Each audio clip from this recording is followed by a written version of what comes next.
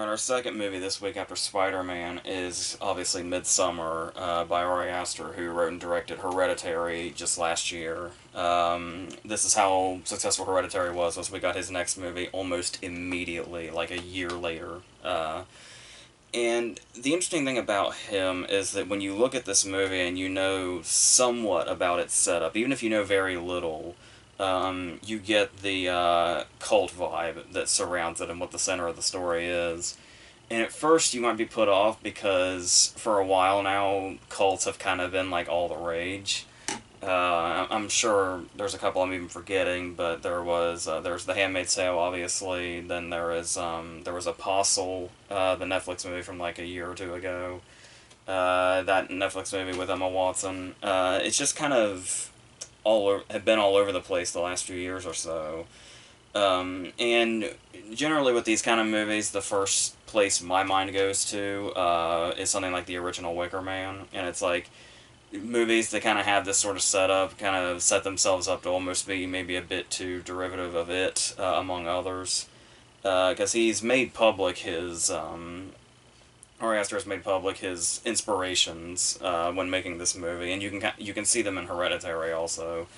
But at the same time, the last thing that he is derivative, obviously. So, like I said, you can see like, oh, there's kind of this movie in there, and you can kind of see where he got inspiration from this. But he's really his own monster, like all the way through.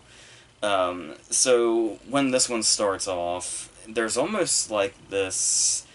It's only maybe for a few seconds, but it felt sort of grand enough that it plays up like a sort of small overture before any of this starts, and then the way it just sort of parts, and we see this, just kind of the snowy landscapes. And like I said, normally in movies, there's nothing more relaxing than a snowy setting, and I think Astor probably had this in mind when he chose it to open a movie like this. All you have to do is put a different kind of score over it, and the way these scenes are shot, and suddenly you have like a whole new tone that's really terrifying from the get-go before you even know exactly what's happening or what you're about to be looking at. And the interesting thing about this also is there's obviously going to be constant comparisons to Hereditary.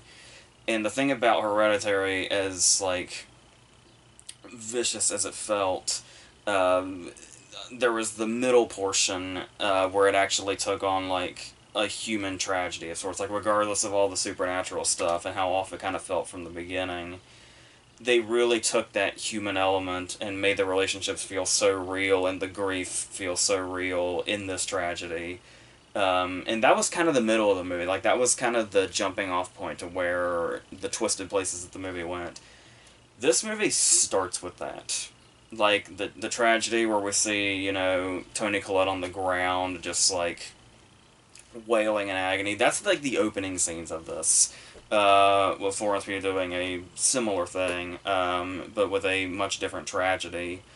Um, and, and so the way they tell this is the way you'll notice how it's shot is a lot of it, at least at the start, is after a while I probably didn't even notice, but at the start I noticed how many like long takes were used. And of course, when you think long takes, probably like tracking shots and overdone stuff like that is the first thing you think of. But the long takes here are with the camera just in one place, with the characters just either there's one character like by herself, like just a close up of Florence Pugh on the phone for what's kind of feels like an eternity once you start thinking about it. But the fact that they can do all the different emotions and really kind of set the tone like that, without feeling like they're being showy about it. And then there's a scene shortly after that where we're introduced to all the other characters. And she has, not really introduced, but this is like their second scene, but still, she comes in the room. This is the first time they're all together. And it's this one shot of the three of them on a couch. And then you have Florence Pugh and Jack Rayner like reflected in a mirror that's above them.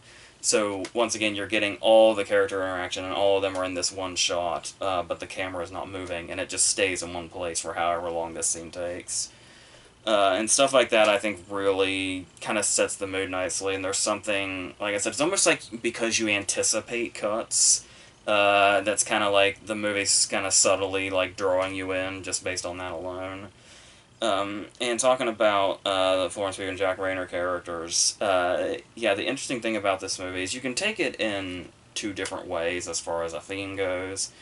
Obviously, when you look at Hereditary's theme and you go back to that extremely disturbing yet famous short that Astor made before he made Hereditary, family in some of the most disturbing ways possible seems to be what drives his stories, but also at the center of this one is this sort of impending breakup between the two of them that we may or may not be witnessing, like, the middle of. Whether they even realize it or not is hard to say, but and then the way that sort of fits into this story in various ways. I'm trying not to say too much, but the thing about this also is once they go into the cult, basically, which they don't really quite seem to know that that's what it is yet.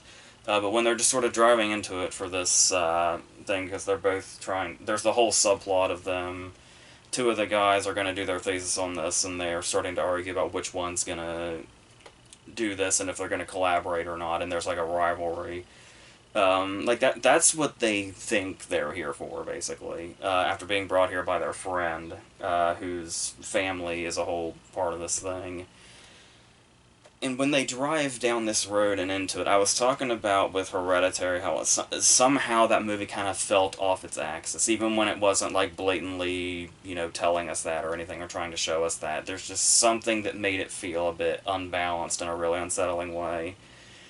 Once again, he seems to take his own approach and then double down on it, which is great, especially when you're trying to solidify this second movie as its own thing.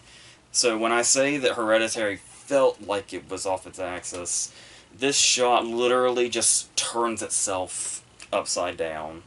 Which, like I said, may seem showy, but Astor seems to have found a way where he knows when to be subtle and he knows when to be, like, really, really showy. And he's able to differentiate where those things go, which is really impressive. You can also see that in, like, the score.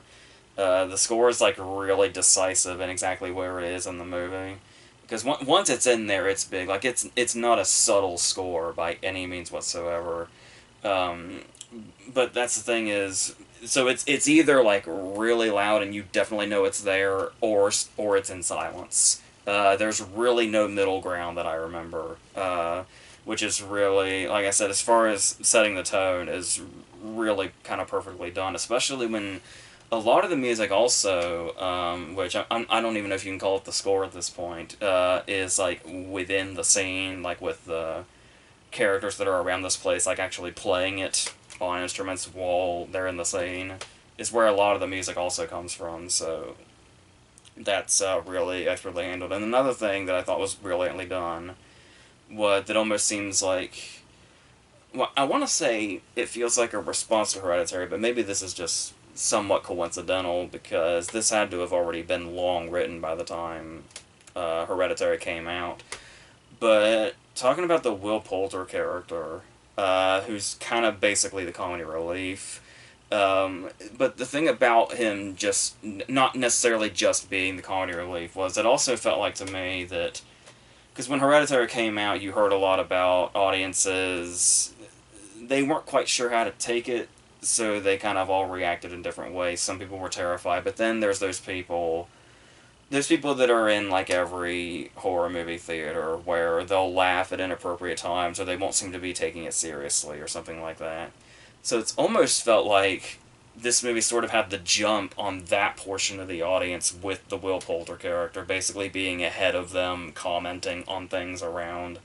And just sometimes, like, when the girls are walking backwards, and he just says something like, do those girls realize they're walking stupid? And just stuff like that. Where, like, it doesn't even...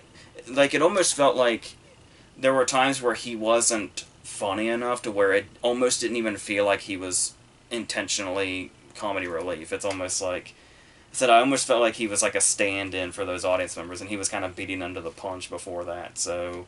I know there were only like 3 people in there when I saw this, so there, even so, that's kind of the vibe I got from that. So I thought if that's what they were going for, like I said, I guess it can't necessarily be a response to Hereditary if they wouldn't have known that beforehand when he wrote it. But yeah, but then again, also a lot of Will Poulter's lines seem to be almost like they were added in post after a while, because like we do have a lot of scenes of him towards the beginning talking, but then like as the movie went on, it's like it's almost like he was off screen a lot for a lot of his lines, which was kind of weird. I don't know if that was intentional or not, but and yeah, there will, as far as those people that maybe have trouble taking movies like this seriously, because there's also, the people that laugh when because they have no other way to react when they're just extremely uncomfortable, which I would say is reasonable in many cases in regards to particularly movies like this.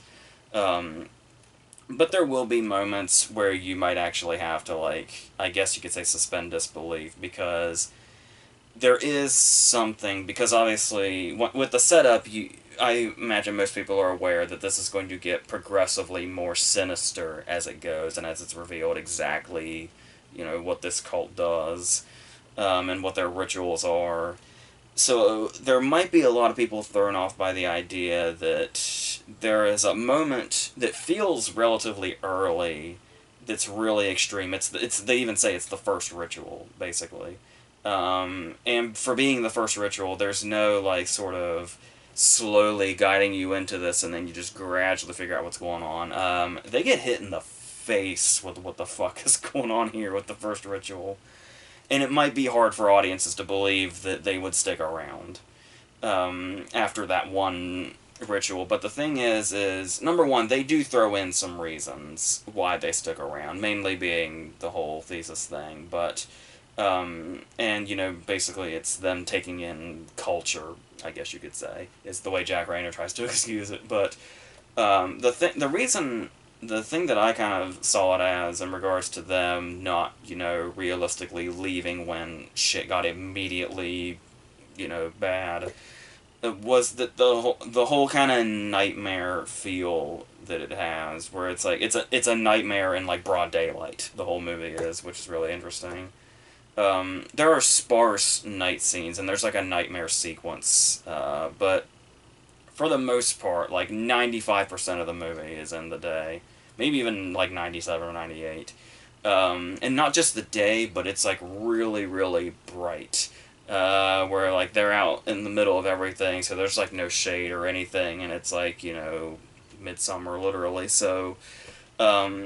But at the same time, they do feel like... It almost feels like this sort of nightmare scenario where they just kind of feel trapped, and there's almost seeming like something supernatural keeping them there also, and not just their whatever excuses they happen to come up with. So I think that would be a way to be able to easily not think of the movie in those terms of, well, they should be realistically doing this or whatever the hell. But yeah, and then throughout it, there's just such, like, this uneasy vibe where it's never a movie that seems like it's trying to be blatantly, like, scary. Like, every now and then she'll have, like, a vision or something.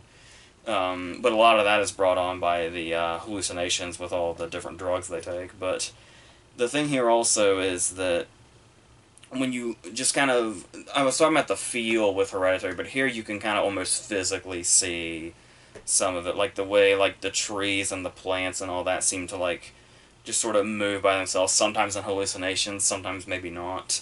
Sometimes maybe the hallucinations actually stick with you as an audience member because you've seen everything so distorted already. It's almost like your vision and brain don't quite adapt, and you can still almost kind of see that around, even when it's not the hallucination scenes. And then like I said, you've got the whole things that just seem off, like the girls walking backwards to pick flowers and stuff like that. And you've also got, there's the scene where it's like I guess you could call them dining tables, even though they... But the thing about this is that in all the other scenes when they, like, eat, they're not entirely in tune. Like, when there's obviously one person that has to start it, and then they all kind of start eating at the same time, but it's like, you can kind of see the ripple a little bit when they start. And in this particular moment, they're all facing each other so they can see each other. And like I said, it's like a ripple effect when they start eating. But there's a scene prior to the scenes like that where they're all standing and then they all sit in like absolute unison, like it completely and totally in sync. And in this moment, they can't see each other. Like the way they're standing and the way they're positioned, like most of their backs are to each other. And it's in those moments that they act in unison where they can't see each other. That was fucking weirding me out in this really great way. So there is that. So I can see some people thinking that there are scenes that are maybe excessive. There's a crucial, without saying too much, there's a crucial scene involving a cliff that I can see people thinking is probably a bit excessive. But and while I could totally understand somebody saying that, it's really the way the scene is done. Like it would sound more excessive to explain the scene than when you actually see it because of the way that he sometimes it's close up, but sometimes it's also distant, and a lot of the time there isn't sound. Um, so he does have a way of handling these scenes where it doesn't. We do get it like right in our damn faces. Like there are scenes that are similar to. You will feel like there's scenes in Hereditary that kind of carry over into this in regards to how he shoots them. Like the scene that a lot of people thought was way too excessive in Hereditary was when the camera just lingered on Charlie's head in the middle of the road covered in ants for what felt like fucking forever. Every now and then there is a shot like that where it's like, do you have to linger on this for this long? But like I said, he seems to know, like all the other things we've talked about, where the balance is and like when to do that and when the camera's going to be really far away or the sound's going to go out or whatever. So I do think he has total and complete control of himself when it comes to stuff like that. In where another director may just get constantly excessive and never know when exactly when to rein himself in or bring himself out of it. So yeah, so it seems like it might be a movie that, when you say, once again, if you were to describe this, it might sound like in another director's hands this would come off as trying too hard in some cases. Like just the kind of the material itself and some of the things that happen. But he has like such a hold on his own artistry and the way that he shows this that prevents it from getting to that sort of thing. And it's also talking about whether he had to hold back or not. There was also the whole thing of apparently how close this movie was to NC-17 and how they kind of thought it was a miracle that they got the R rating. I think even A24 like tweeted out the certificate from the MPAA with a caption that even said like, we're finally done fighting the MPAA or something to that effect, to show that they had their R rating and what it was for. And just when you read the rating, you can tell that they were like really, really damn close. But yeah, but the fact that he's able to go that far and as far as he does in both of these movies, but still you can sense that there's a total self-control despite how extreme the material is. And it's like, it feels like this and Hereditary always felt like they were like right on the edge of being like too much. But like just when you think it might be getting there, he finds a way to somehow pull it back in or like win you over again or do some sort of technique that makes you realize this is like really an artist that's making this movie. So yeah, and then like I said, the themes are in there where it's the whole family theme is really taken in an interesting way, and the way that, like I said, if you look at the short that he made, Hereditary, and this, how he takes the most disturbing approaches to like the portrayal of family or the spirit of family, but in these three ways did it in totally different ways. So this is, yeah, that's the best I can do with just without just sort of flat out saying, holy shit, this particular thing happened and this particular thing happened and holy shit and all that. This is the kind of movie where the laziest of commenters will come out and just say the whole what the fuck did I just see sort of thing, and just kind of leave it at that. Like, I was wondering about the people. I said 3 people before. There was maybe like 5 or 6 people in there with me, come to think of it. And one of them was a couple, and this was the first showing today around noon. So I was like, I was trying to think. This makes movies like this make me so glad that I have this, because it's like I can just come back here, I can sit here, and I can just sort of get it all out.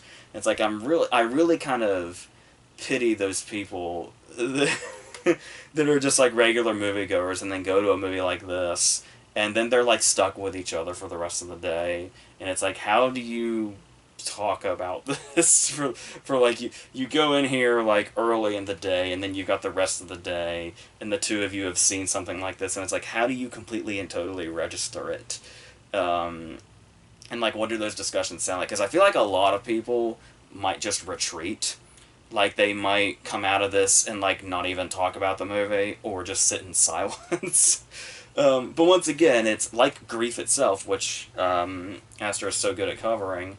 It's like people will probably deal with it in their own way after seeing this movie, or seeing something like Hereditary or either. So, yeah, so I'm curious what the reaction to this is going to be, given that it's a wide release. I know pretty much everybody's going to be watching Spider-Man, so that'll probably, unfortunately, kill this movie's box office, but I am interested to get online and sort of look around now that I've gotten my own thoughts out there to see what everybody else is saying. I'm really curious, so, yeah, so that's pretty much what this is.